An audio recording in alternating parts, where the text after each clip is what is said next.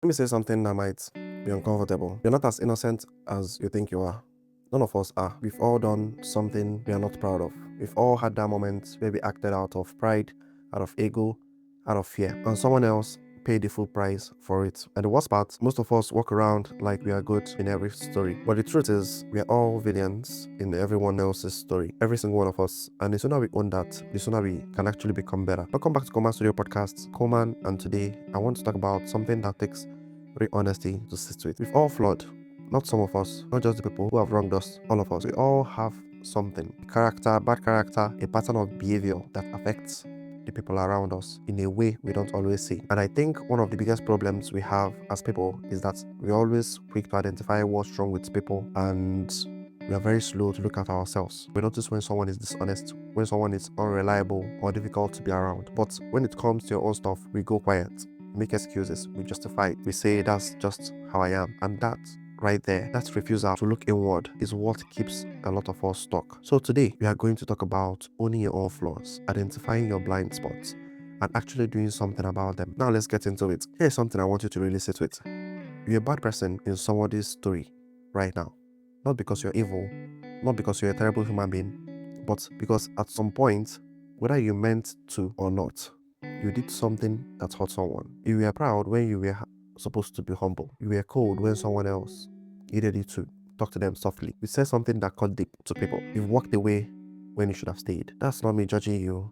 That's just us being humans. Because nobody gets through this life without hurting people, without making mistakes, without carrying something they are not proud of. The problem is when we convince ourselves that we are the innocent one, that everything that's gone wrong in our relationship, in our friendships, in our interactions, it was always the other person's fault. But that's a lie, and deep down we know it. I'm going to be the first to say it about myself. I can be proud sometimes, I can distance myself from people when things get uncomfortable. I can withdraw instead of communicating. And I know that's affected people close to me. That's my thing. That's what I have to work on. And I've gotten to a point where I can say that loud. Not because it's easy, but because I know if I don't acknowledge it, I can't change it. And I have done something that I think more people should do. I have actually gone to my friends and asked them straight up, what's wrong with my attitude? What do I do that's hard to deal with? And what I found out is that you're going to get honest feedbacks, even when it stings.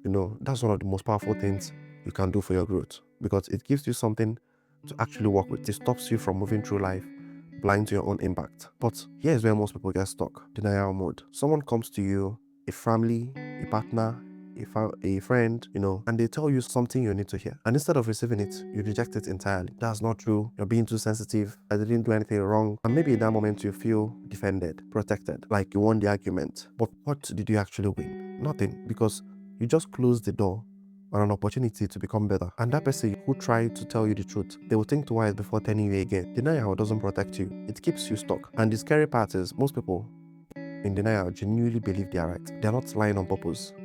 They just haven't tried or learned how to look at themselves honestly yet. So how do you actually change that?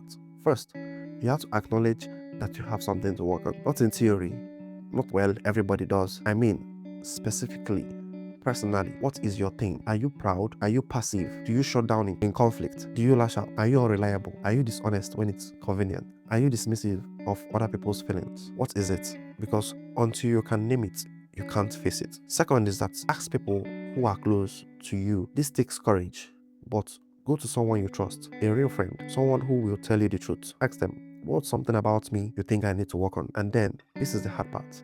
Don't defend yourself, just listen. Take it in, even if it's uncomfortable, even if you don't fully agree. Sit with it, because there is almost always something real in honest feedback. Third, actually work on it. Not just talk about it, not just nod and move on, but actively, intentionally work on it. Because knowing your flaw and doing nothing about it is almost worse than not knowing, because now you can't claim ignorance. So here is what I want you to do today. We are not sent, none of us. We all have bad patterns. We all have moments we are not proud of. But that doesn't mean we have to stay that way.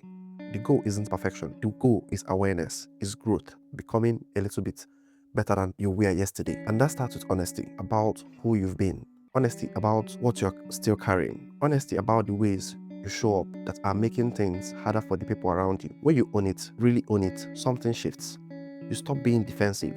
You stop blaming. You stop waiting for everyone else to change.